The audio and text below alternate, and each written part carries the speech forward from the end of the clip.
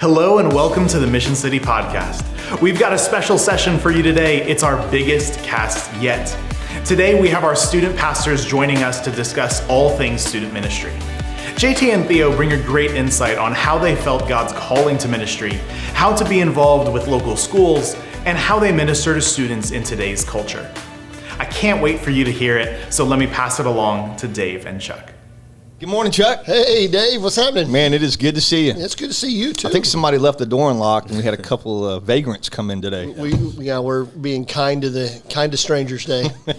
No, we're kidding. We're here with our student ministry staff. A student team. That's true. Student team. We got Theo Combs here from the Northwest Campus. Say hello, Theo. Hey, how's it going? How are y'all And doing? JT from the Central Campus. Yeah. How's it going, y'all? Come on, I need the traditional JT. man. Let's go. Let's go. Come on, man.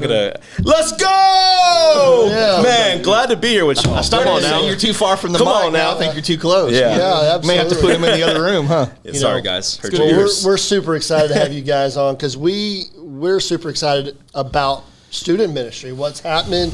I mean, things are blowing up in our student ministry. It's been exciting to see, Dave, right? I mean, Yeah, and and all the today as we things. record this will actually play next week, but as we're recording this, today's the first day of school. And so we wanted to have our student ministry team in to talk about the importance of student ministry and just for parents to kind of know what we have going on with student ministry, all those good things. But first, just tell us a little bit about yourself. Let's start with you, Theo. Kind of share with us a little bit about how you got to Mission City. And let's start with how did you know and when did you know God was calling you into being a student minister? It's a great question. I felt like for a long time I wasn't called to ministry. I thought ministry was for crazy Christians. And so I thought that Yes, he wasn't saw gonna be me on a podcast. Yes. Yeah, Maybe yeah. so, So I was yes. like, I never thought that I wanted to be in ministry. And for the longest time, I ran from my calling from ministry. I saw a lot of different jobs. I graduated from NC State with a degree in parks, recreation, and tourism management. And I always that thought, fits. yeah, That fits you, it's Theo. pretty on brand. It's pretty on brand. Parks and Rec. That's right. Yeah. You should have been on that show. Hey, well, people would ask me, they're like, is your degree like the show? And for the longest time, I was like, no, like my degree is real. And then I watched the show and I loved it. And then when Yes, people would yes, ask, it's exactly like I would that. be like, yes, I want to good be show. just like Ron- people. Ron Swanson I want to be is like Ron like- Swanson. That's right. So I like his diet. yeah, Yes. Bacon. that's right, bacon. Yeah, and so I worked a lot of different jobs. I always thought I would like be a park ranger somewhere, but I just never felt settled. I always felt like I was going from job to job. I lived in 7 different states after I graduated college, so I was kind of going from place to place to place. Did you grow up in church? I did, yeah. So I grew up in church, and in college, God got a hold of my heart, and I started being a leader in a ministry called Young Life. Some of you are familiar with Young Life. Yeah. And then I was also really involved in my college ministry, where I met my mentor, and he was actually from Texas originally, and him and his wife moved back to San Antonio after being in North Carolina, where I'm from, after 5 years. And he started knocking on my door. Tar Heels or Wolfpack? No, Wolfpack, all the way, yeah. Okay. No, we hate the Tar Heels. We don't talk about them. I don't like either of them. Yeah, well, really? Okay, usually people are talking more about Duke and UNC, and like NC State's the little brother, the forgotten little brother. But It's actually a big rival with Clemson. It's Really? the Yeah. Textile Bowl. that's right, in football, right? We're Yes. we're the only team in the ACC that challenges Clemson. So, Yeah. hey, this year, it's going to be our challenge? best year. Yeah, Yeah, we beat y'all last we'll year. see. Get out of We'll here. see. Get out of There here. you We go. beat Hit y'all them last with the year. receipts. That's Yeah. right. I think it's 1 in 26 in the Yeah. last 27 years. Something Hey, a like win's that. a win. Something like that. So, anyways, he started giving me calls, and it's a very long story, but felt like it was something I needed to look into. I interviewed with Don and Matt and Wes, if some of y'all remember Wes, and they flew me out here in January 2020, and then not too long after that, I accepted the job and moved out here. February 2020, of course. Then COVID happened, but it's been the best decision I've ever made, and I can say now confidently to your question, Dave, that this is what God's called me to. I love ministry. I love what I get to do. I have the best job in the world, and I can't see myself doing anything else the rest of my life. And so We have a great connection with Wes. He's he's one of the big reasons why I'm at Mission City as well. So yeah, I'm very grateful for Wes. He's the big brother I never had. He's my mentor, and Love Wes. You still see him around Mission City, so if you see him, say hi to him. Absolutely. So that's kind of how I got into ministry, and like I said, ran from my calling for a long time, but I can now say with confidence that it's what God has been calling me to my whole life. Well, that's awesome. I appreciate you sharing that. How about you, JT? It's a little bit different because you're from San Antonio. Yeah. You grew up right. here, actually got saved and baptized. I know you got baptized here at Mission City. Pastor Matt baptized you a couple weeks ago. And no, I'm kidding. It was just kidding, parents. Share with us a little bit about how you got to. I know that you went to some school in what's that town called? Oh, come on now. The 806, man. That's Lubbock, Texas. Lubbock. Getting happiness is Lubbock, Texas in my rearview mirror. Reckham Tech. Hey, mark my words. We're winning the national championship in basketball this year. It's happening. Is Bobby Knight still the coach? He's not. He's not. Okay. But we still have hope. We still have hope. Tell us your story. Yeah. No, thanks. I love that question a lot because I didn't really grow up in church, or at least a church that shared the gospel, and talk about the power of an invite. All right. It was 2017, came back from going to school for a little bit in Texas Tech, right?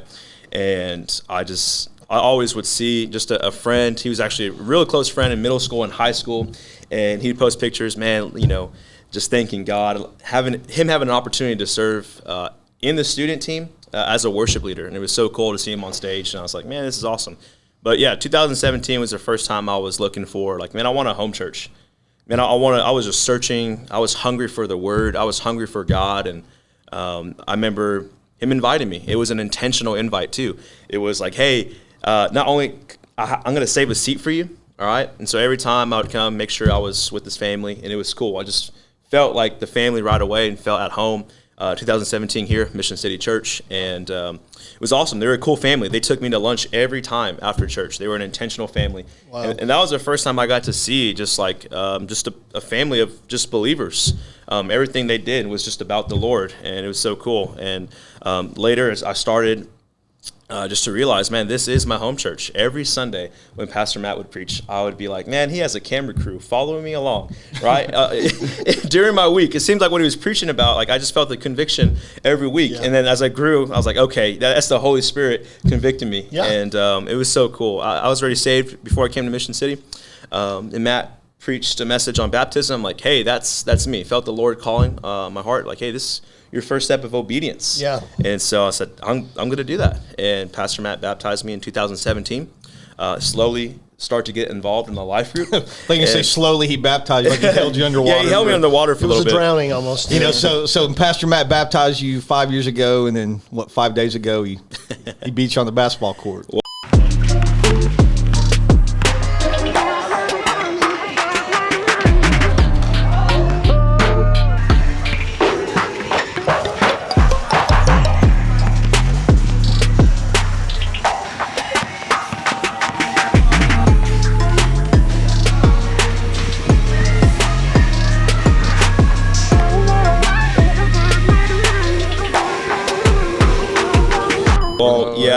Hey, I'm ready for the rematch. So Pastor I think he Matt, said there'll be no more. I think he said no rematch, like in Rocky. No rematch. Ain't gonna be no rematch. No. Yeah, no, Pastor Matt, we're gonna get you the icy hot. Don't worry. Hey, we want a rematch. We're gonna need Benny to film a Rocky training video of you in the gym, doing the ropes and shooting. Actually, what we should have had was some oxygen tanks out there because they both looked like they were about to pass out. Yeah. Hey, if that was on video, scratch that from the tape. I'm pretty sure Benny.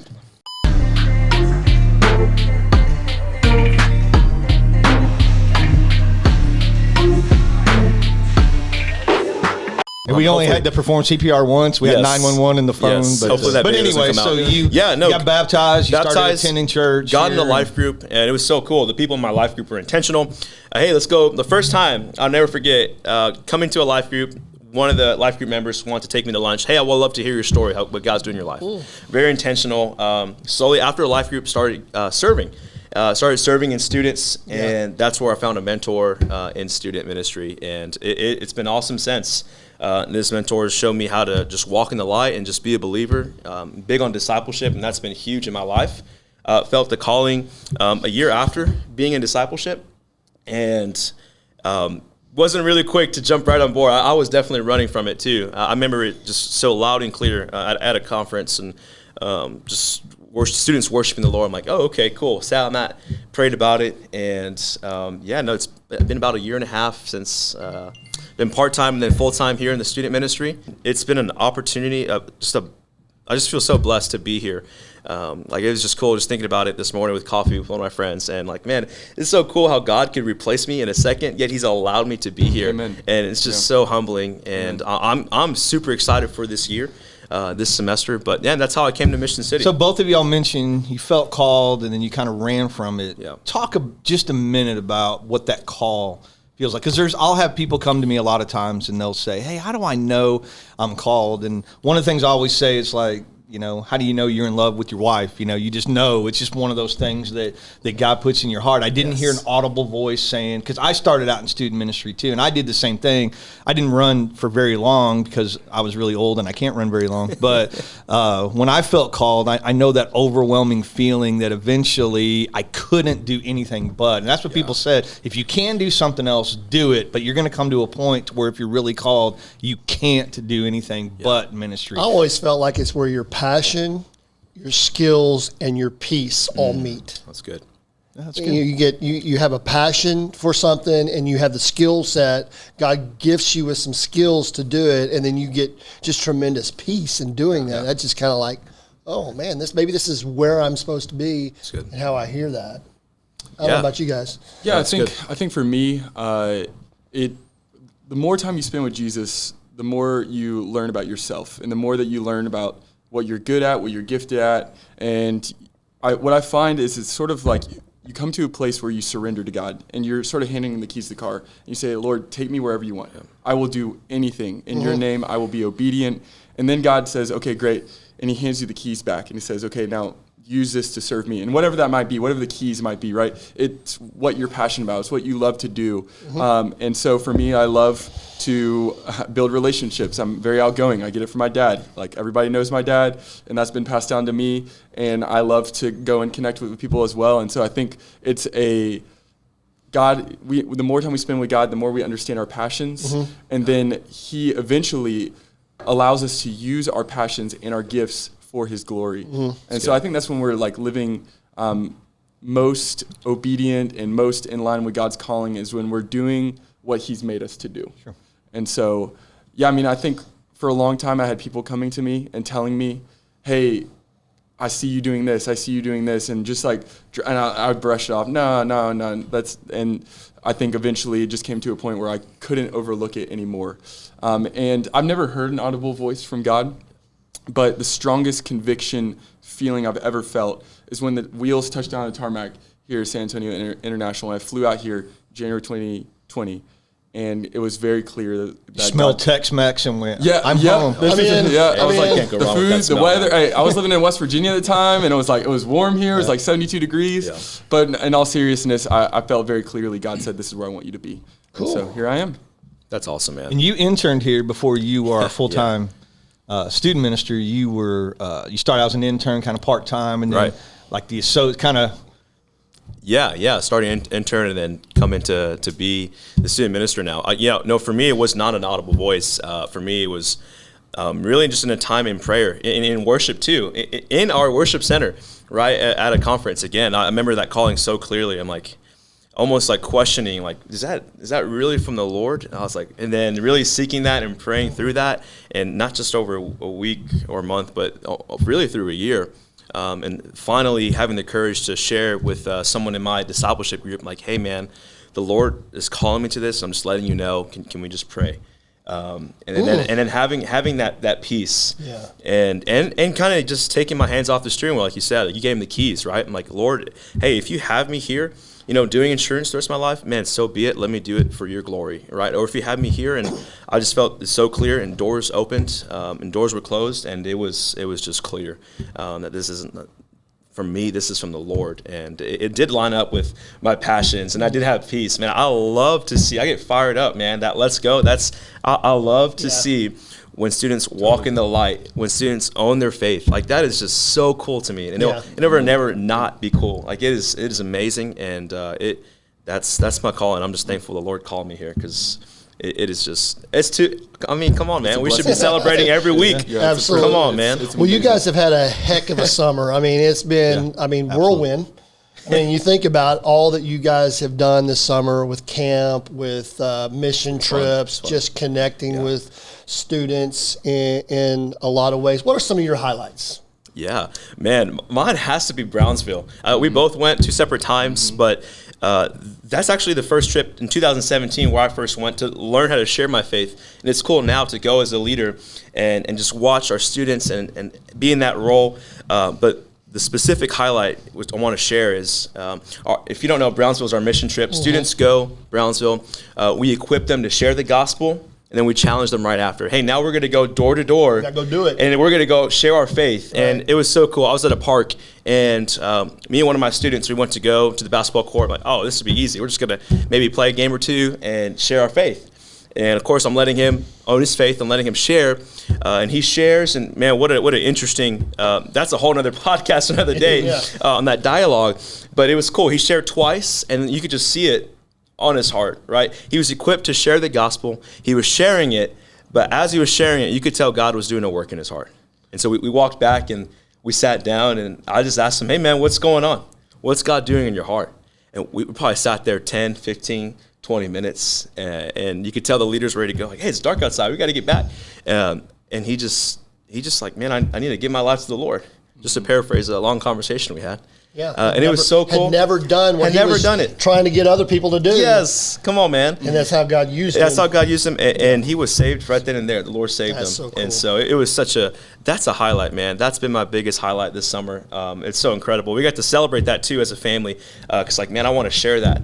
And so now we're talking, of course, about the next steps of baptism, but it's incredible to see God do that through a mission trip. But that's my highlight, man. Brownsville is great, man, and I just want to echo that for us as well. Brownsville, just seeing students step up, like you said, own their faith, be bold in sharing the gospel. And I think what was cool for me, specifically with Brownsville, is by the grace of God, we've seen the student ministry grow significantly at Northwest Campus.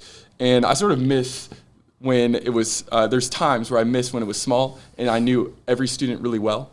And so to go on a trip where we bring 20 to 30 students and we just get to spend really good intentional quality time together, and really truly by the end of this week, we had anywhere between 12th grader to 6th grader, and they're all really close, like a family. And it just reminded me of, I think, being on mission together, what community looks like, how it should look. It should transcend age or schools that they go to, because our student ministry very segmented. We have all these different students coming from these different schools and homeschool and Christian school. And so they all come to this mission trip and they don't know each other. And by the end of it, they're all like really close. And so that's been really cool to see. And of course, summer camp, man, you can't, like, summer camp is, I guess, the Super Bowl of student ministry. It's amazing. And we went to a brand new camp out on Lake Livingston near Houston, and we just saw God move in ways I would say I didn't expect. I came into camp with all these different, I sort of was limiting God based on my own expectations. And thank God that God doesn't limit himself based on what we want. And he blew my expectations out of the water and did things that I didn't expect him to do. And in the same way, seeing students step up and being leaders, seeing so many students take a step forward in obedience and get baptized. And so summer camp was special as well. And just to see our team, I think a huge highlight for me was this was our second year ever putting on our own camp. And it was like a drastic difference, like night and day difference on our level of prep, how prepared we were, our level of organization, and just us working together and collaborating. Just smoother. Oh my goodness. Our team chemistry was awesome. God's doing a work. It was great. Yeah, our executive last year was pastor awesome Dawn. too, but it was smoother for sure. Our executive pastor Dawn was talking about just how the execution of everything was just done. How much you guys have grown. Such a high level, and that's amazing for really for. And I know you guys have done it for a little. You've done it for a little bit of a minute, but you're really not. Grew but you're not. You guys aren't like longtime seasoned veterans of summer camp, and you just. It's not like I have like 10 years on my belt of running. You knocked it out of the park, and that is awesome. And the great thing is you give glory to God.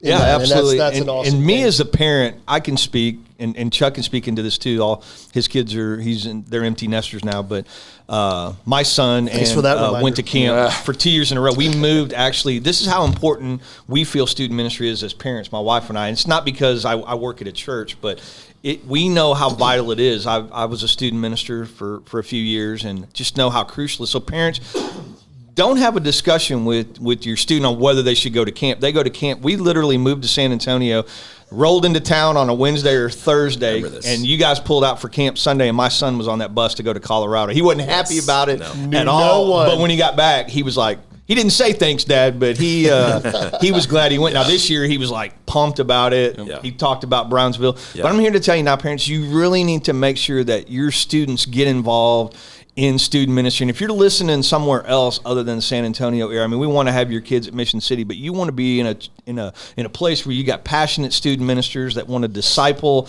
and evangelize and teach your students. So share a little bit with us about how you guys have been able to connect with schools of some of our students and how you've been able to, because I know public schools are like, no Jesus in our public school. Yeah. And so we have Yeah. to be careful. And I know you guys are both very respectful of the rules and so Absolutely. forth, yet you're bringing the presence of the Lord into Yeah. these these schools, football games, basketball games, band stuff. That's right. So share a little bit about how you got into the schools and what God's doing there. Yeah, man. At first, it is God opening those doors. Nothing that we've done, but God's allowed us to love the public schools in a way where we share Jesus without even sharing it, right? Because there are rules. We can't go on campus and share the gospel, and we respect that.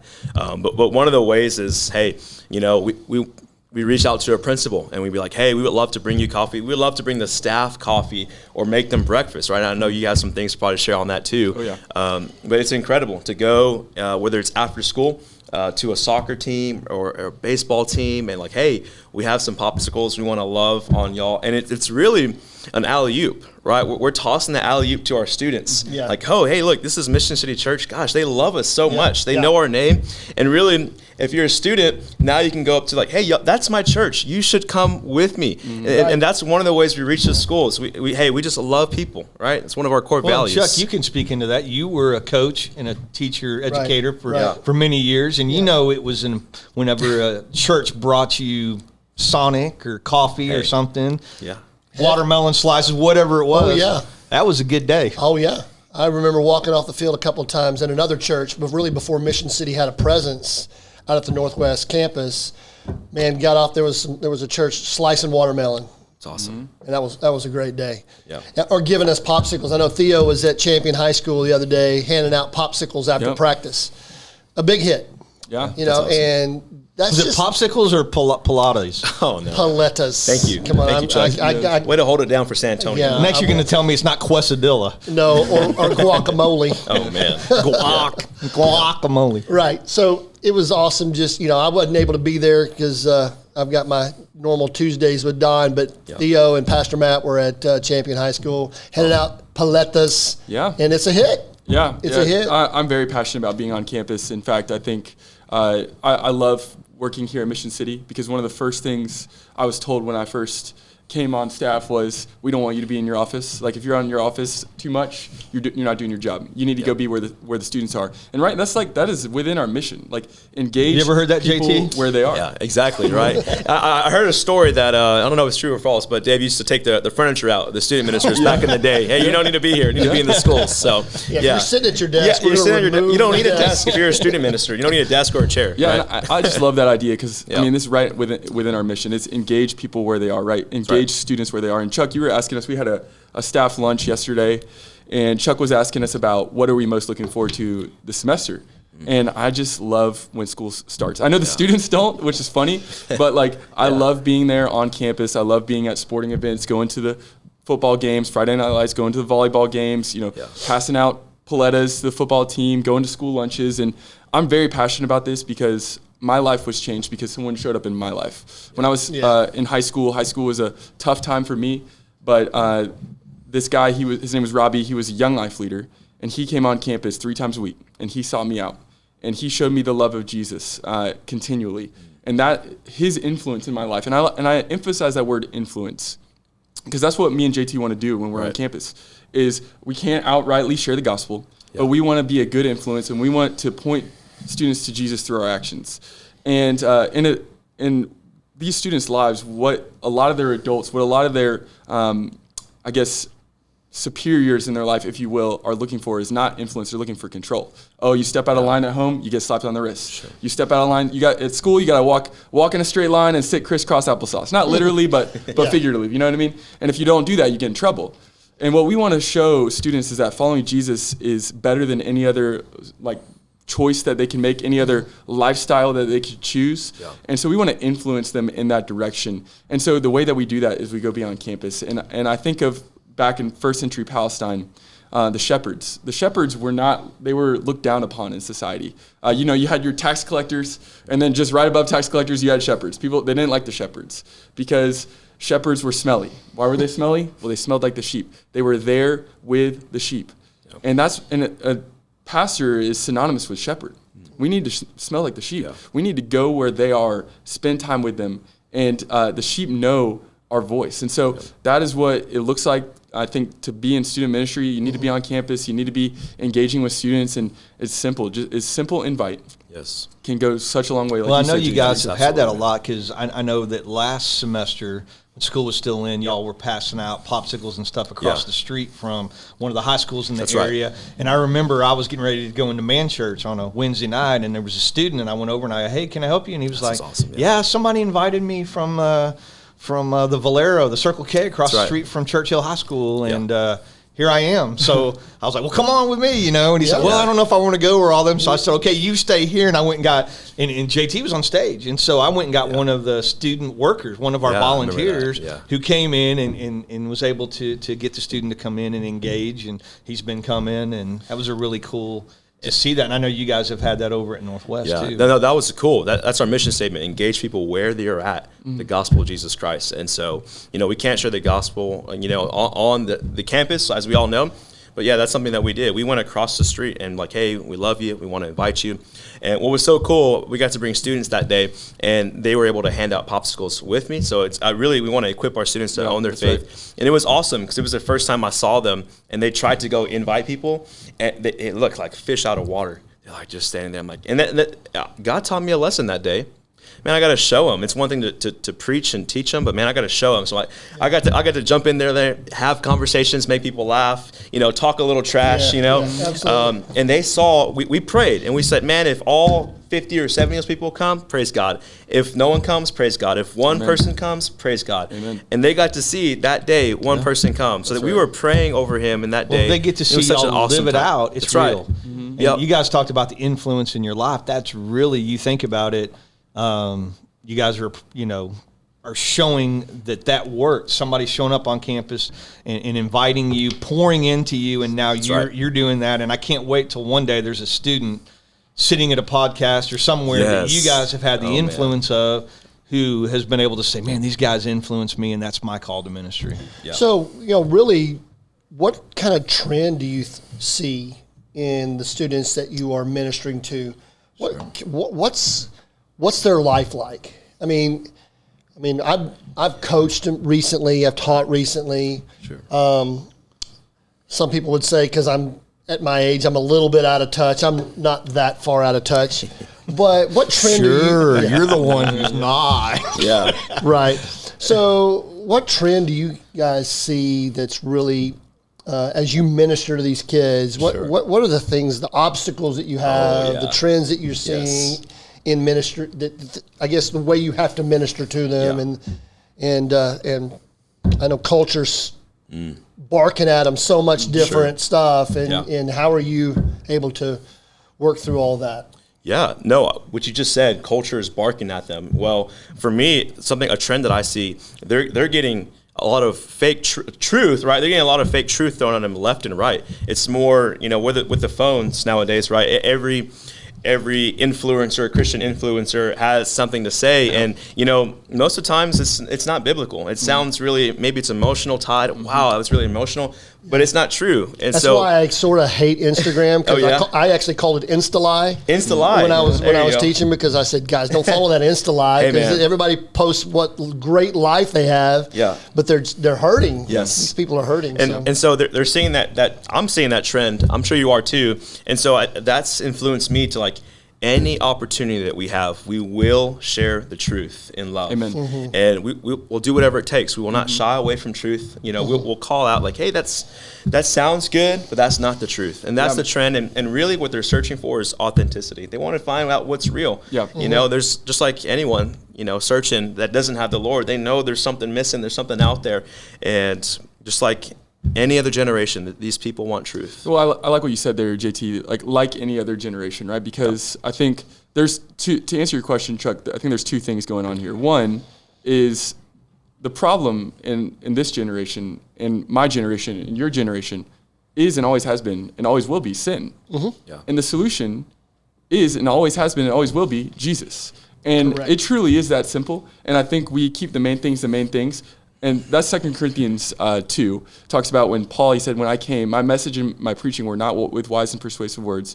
Rather, it was with a demonstration of the Spirit's power, so that your faith might not rest on man, but on God's power. However, in the same vein, we also have to be relevant, right? 1 Corinthians 9, 19 through 23 talks about how Paul became all things to all people, so that he might by any means necessary save some. To the weak, I became weak to win the weak. To the Jews, I became like a Jew to win the Jews. And for us, it's what does it look like to be relevant today? And I think, JT, you hit the nail on the head. In a world where there's so much counterfeit, there's so much fake. Be authentic. Be authentic. Be yourself. Be who God made you to be. Yeah. And what we offer on Wednesday nights and Sunday nights at Northwest with our high schoolers, at the end of the day, we can't compete with the entertainment that these kids have at home. Their video games or YouTube or TikTok, like that is going to take their attention. So we have to offer them something that they're not going to find in the world. And the only thing that we're going to offer that you can't find in the world is the authentic love of Jesus Christ. Good. And so if we focus on that, we teach the truth. We love students well. Then that's what's going to draw them here. It's not about pizza or invite nights. Like those are fun.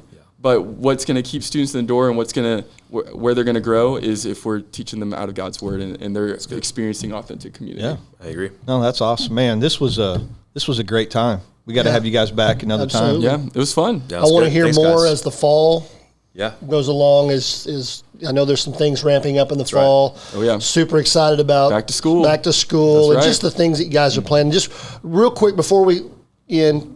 The biggest thing you're looking forward to this fall, maybe event-wise, just so that they know what's coming? Yeah, I mean, we of course, Flannel Fest is always huge. I love when we bring the whole student ministry together at Northwest. We bring high school and middle school together. That's always super fun. And then also our middle school all-nighter is coming up after dark. Super pumped for that. That's awesome. It's always a great Sold time. out last year. Oh yeah, man, yeah. awesome. So when registration happens, you better That's jump right. on it. That's I'm telling you, it's going to go quick. That's awesome. Yeah, we're looking forward to doing After Dark as well. We can't wait. Flannel Fest, of course. But, just to answer your question, I'm just going to be real. It is actually every single Wednesday that we have. And the reason is because students, you get to live on mission, and because the gospel is being shared every single Wednesday. And so that's what I'm looking forward to the most. Just students living on mission, engaging people, doing whatever it takes. And our biggest thing, our challenge to our students this semester, to the believer, is living your life like heaven is home. Mm-hmm. And that means we're here temporarily. That's right. Right? And so that our priority becomes, man, we're living on mission for our teachers. We want to see our teachers, our principals get saved. Yeah, we want to see our classmates get made, our coaches. Preach. So I am excited for every single, of course, Sunday too, but also Wednesday. I can't wait to get midweek going again. It's well, parents, if you're not having your students involved in our student ministry after this podcast, something is wrong with you. Yeah. Call Chuck and he'll come over with a tack hammer and hit you right in the head with it, right? Absolutely. Well, thank you guys for being in this thanks week. Thanks for having us. Yeah, this was awesome fun. time, guys. Look forward to seeing you again soon. Next week. God bless. Love y'all. Thank you so much for listening to the Mission City podcast. If you like this, then hit the like button and leave a comment down below about what was your favorite insight from today's session. If you hit this button, then I'll take you to another one of our great sessions that you can listen to right now. And if you hit this button, you can subscribe to our YouTube channel and be notified when the next session is released. Thank you again for watching, and we look forward to seeing you again next week.